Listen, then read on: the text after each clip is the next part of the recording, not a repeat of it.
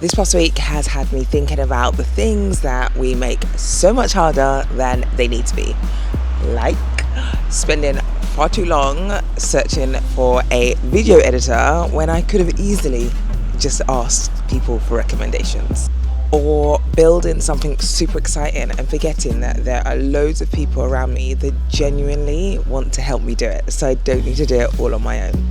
There's also been a reminder that the way you naturally approach a problem might actually be part of the gifts that you have to give to the world.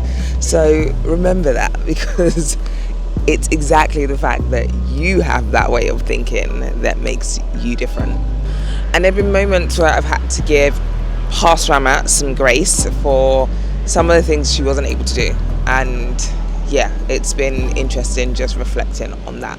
Oh, and we're talking Japanese interiors. We're talking a little bit about mango sorbets and shower oils. If you don't know about shower oils, get to know about shower oils. I'm Ramat Tijani. This is the Weekly Unfold, my space to look at the asks, the gratitude, the thanks, the reminders, the lessons, all the things that have helped me navigate this past week. Let's get into it. So my ask this week was actually about asking for accountability to ask more asks.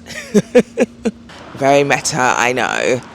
But I was speaking to Enid and Mia, two beautiful individuals that I had met when we went on a writing retreat to Senegal last, I want to say October, November. And I spoke to them both individually, and they both had very similar things to say. Essentially talking about I don't even know what to call it, my project, my passion, my thing, growing through this life, my curiosity studio, and how I've been thinking about building the blocks of it and bring it to the world, essentially, because I spoke about it when I was in Senegal. There's been some movement, but not much, as I've been navigating other things in life, ultimately. And both of them essentially made me promise that I would ask for help, whether that's for soundboarding, whether that's marketing, whether that's just making introductions, whatever it might be. I need to ask for the help because they have those skills or those insights or those things, and I don't have to do it alone. And I often forget I don't have to do it alone. I tell people all the time, you don't have to do it alone. Do I listen to that advice? Not all the time. I need to fix that. I have a tendency to just go away, figure it out, and then re-emerge with it all done, but having taken so much energy to figure it out or whatever it might be. So basically they were like, Ramat, ask us. And so I'm going to. I've already started. There's a couple of things that Mia sent me because I asked. Thanks, Mia. It was a great reminder of what happens when people don't just see the vision, but they also they want you to win. And people do genuinely want you to win. So I guess look around at the people around you that have offered to help and have said they're willing to support you. Have you given them the opportunity to do so? I know I haven't always, sometimes on some occasions, but I'm learning to do it more. And so my ask was for that accountability, and yeah, they're holding me to it already. Decision paralysis. People, I have a problem. Editing these videos is one of the things I love doing. However, it takes me so long. And it doesn't need to take me as long if I had the skills. I haven't invested the time to have the skills, and so therefore it's fine. It's going to take me ages. However, I could just hire someone to edit the videos for me. I haven't done that yet. And it sounds like a really simple solution, right? Find an editor. But have you opened Fiverr and had all of the options that are there and been like, oh, maybe it's this person, maybe it's that person? Because my brain is like, let's do some research. And now I'm going through portfolios. I'm looking for people's reviews. I'm looking at their different prices. I'm looking at people's editing styles. I'm looking at turnaround times. I'm looking at all the things to be like, is this the right editor for me? It's like that saying, like, you have to kiss lots of frogs before you find your prince. I don't have time for that. And if I'm being completely honest, it doesn't need to be that way. I've got 400 tabs open now. Okay, online, maybe about 17 different tabs open, and I don't need it to be that way. So I am remembering that I can also ask people for recommendations. If you watching Know a video editor, a good video editor that's also reasonably priced. The thing is, I know it takes time and I know it's a skill, so I recognize that people are going to have to charge, but I also recognize that people are charging extortionate prices and I don't have that kind of money yet. It's gonna come. So yeah, my failure is forgetting that I don't have to do all of that work. I can actually reach out to my network and ask people who knows how to edit videos. Hi. If that is you, holler at me. If it isn't you but you know who it is, also holler at me. Put a message in the comments. Thank you. Looks like I'm practicing that asking in real time. Give the past you some grace.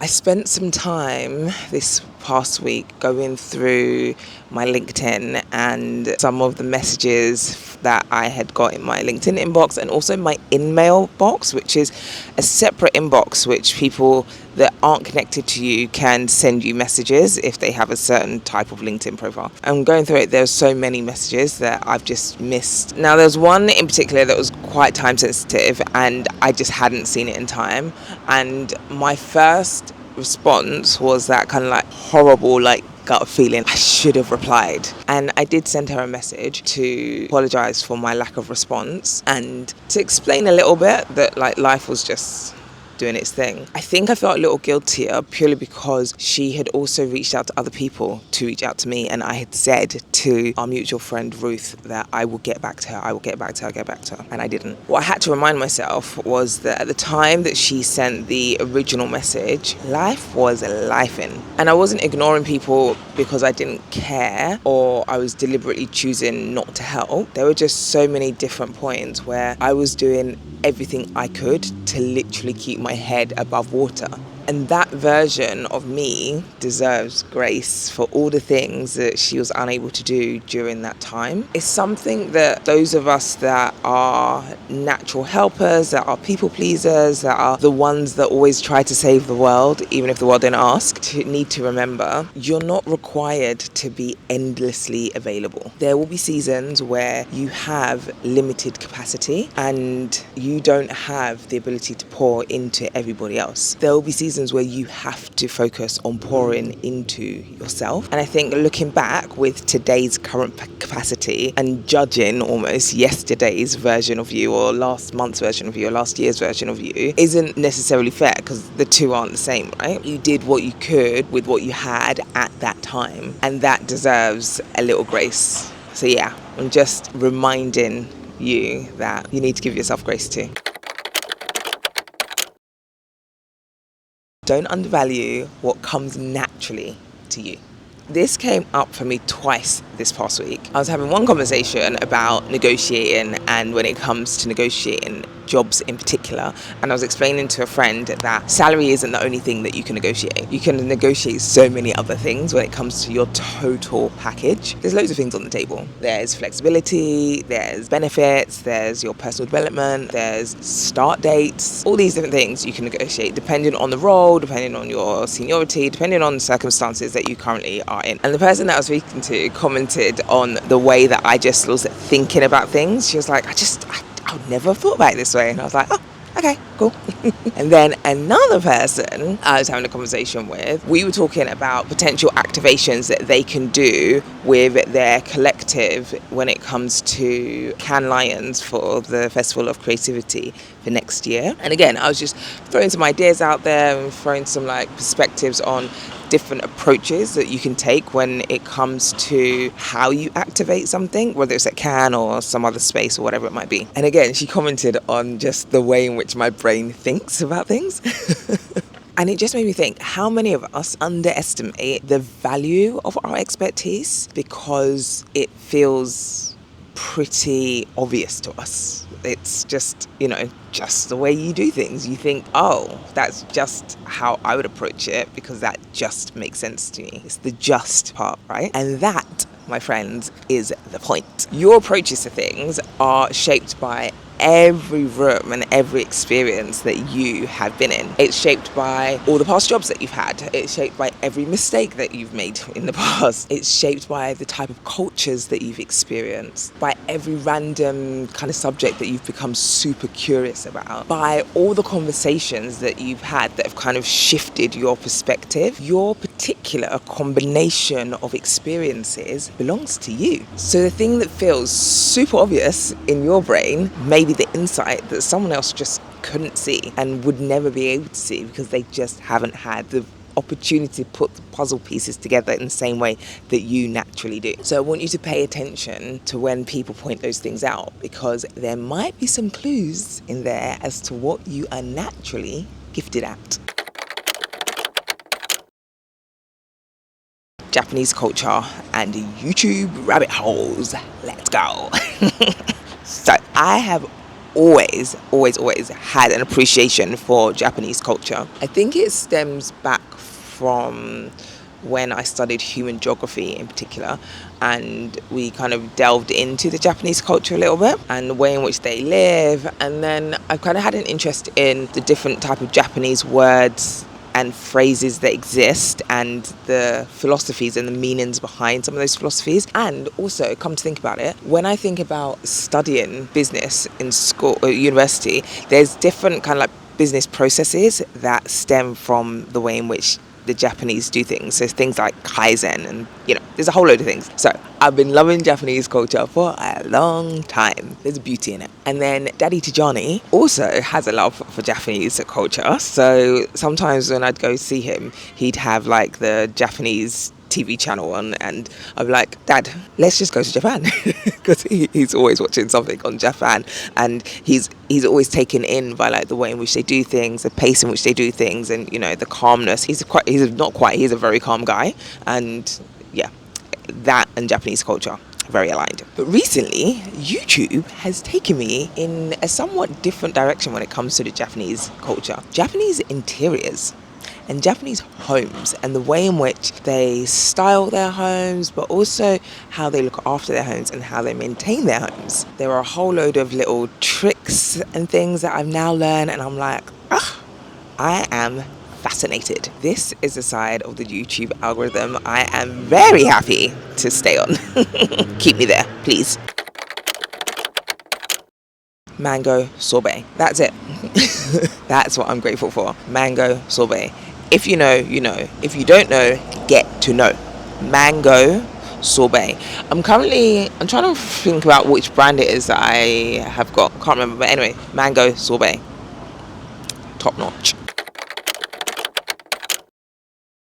39 BC shower oils. Now, full disclosure, before I tell you all about the greatness of these shower oils, I am an angel investor in this company. But that aside, I promise you, singing their praises is necessary. Now, if you've never used a shower oil before, I need you to understand the level of, I don't even know what, like moisturization, is that a word? Just how moisturized and how beautifully scented these things are. You come out smelling delightful, but also feeling delightful. You're just like, full of goodness. Like, I'm walking around like, yeah. And the different scents that 39 BC in particular have, I have different ones for different times of the day. So in the mornings, when I am getting ready to leave or getting ready to like enjoy the day, I either use Denari or I think it's called Silk Rose, can't remember, but anyway, one of those two. They make me feel like old money. I got this. In the evening, Fig Milk, and then the other one, which I can't remember off the top of my head, they just calm me down. Oh, it's not called Silk Rose, it's called Silk Veil. Sorry, I'm thinking about the fact that it has tuberose in one of them, but it's called Silk Veil. That's Denari and Silk Veil, top notch. Evening, Fig Milk, and the one that I can't remember.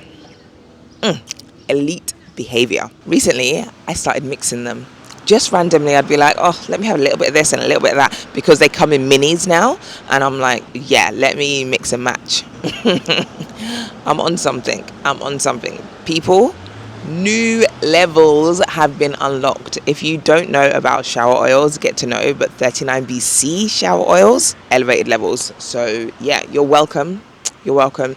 Pick your scents, experiment, create your own little concoction, and come tell me about it in the comments. Bye.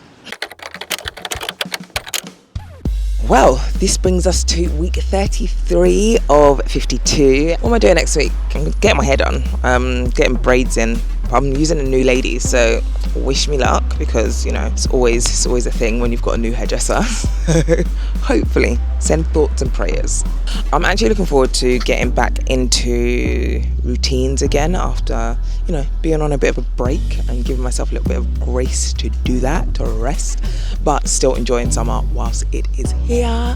But I think there's some things that I'm definitely carrying from this past week into next week. Yeah, that's really important.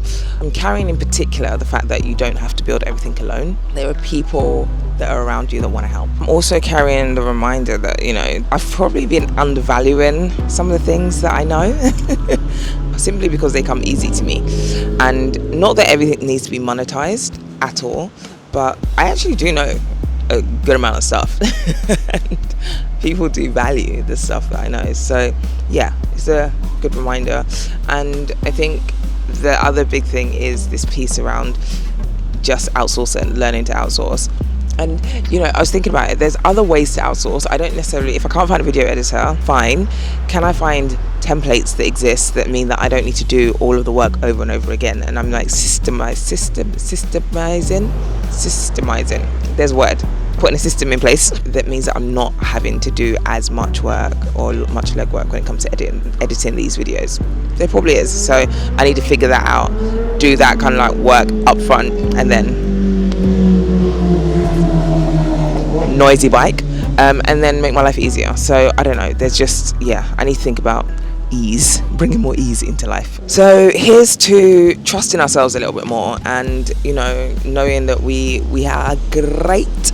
We've got loads of different pieces of expertise, but also recognizing that we can ask for help, and we need to ask for help where necessary. As always, thank you for watching. If you got this far, tell a friend. Oh my gosh, I told people I asked people to follow over the last couple of weeks, and we're up to 100 subscribers, peeps. 100. I'm so excited. I'm wondering if I can get it to like 200 by the end of the year. Who knows? But yeah, I need to tell people that this exists, right? I'm so excited about it. So yeah, I saw it the other day and I was like, 100? Me? What? So yeah, super excited about that. Anyway, as always, stay out of trouble, unless it's good trouble, in which case, go wild. I will speak to you soon. Deuces.